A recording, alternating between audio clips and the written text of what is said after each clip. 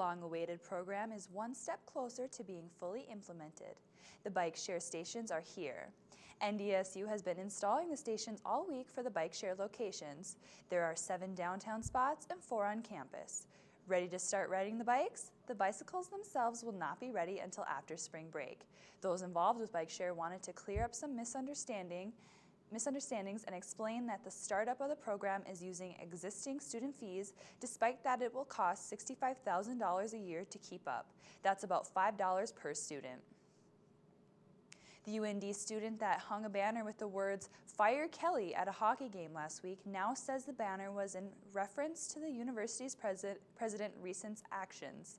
Sophomore Austin Emineth's banner was eventually confiscated, but he stated he wanted to convey that students are not in agreement with Kelly's recent decisions regarding the campus.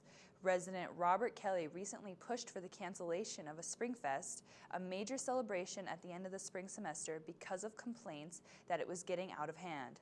Kelly has also pushed for stricter alcohol ordinances and has actively been campaigning for a new nickname and logo to replace the Fighting Sioux.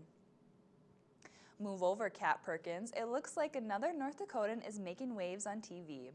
A Fargo man auditioned for the hit NBC show The Voice Monday night. 20-year-old Michael Lear attempted to win over the 4 celebrity coaches in his blind audition. He performed at Pearl Jam's version of Last Kiss, got both Adam Levine and Maroon 5 and country superstar Blake Shelton to turn their chairs around. Lear ultimately ended up choosing Levine and said he knew going into the audition that he wanted to work with Levine.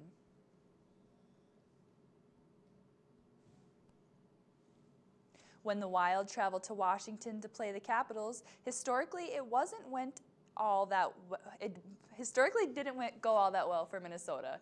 The Wild had never won a game in the Verizon Center heading into last night's game against an Alexander Ovechkin last Washington Capitals. Minnesota snapped that streak with help of 2 Jason Pominville goals to win 2-1 over Washington. What makes this impressive for Minnesota is Washington doesn't give leads in the third period. Before last night, the Capitals were 31-4 when scoring first and 28-1 when leading after 2 periods. Minnesota will next play Carolina on Friday. And now let's take a look at the weather, brought to you by MapBus. Looks like it'll be a high of 34 degrees today with 40% chance of snow.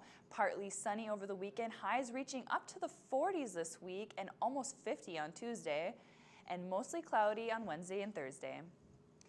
This has been an SUTV News Update brought to you by the NDSU Bookstore.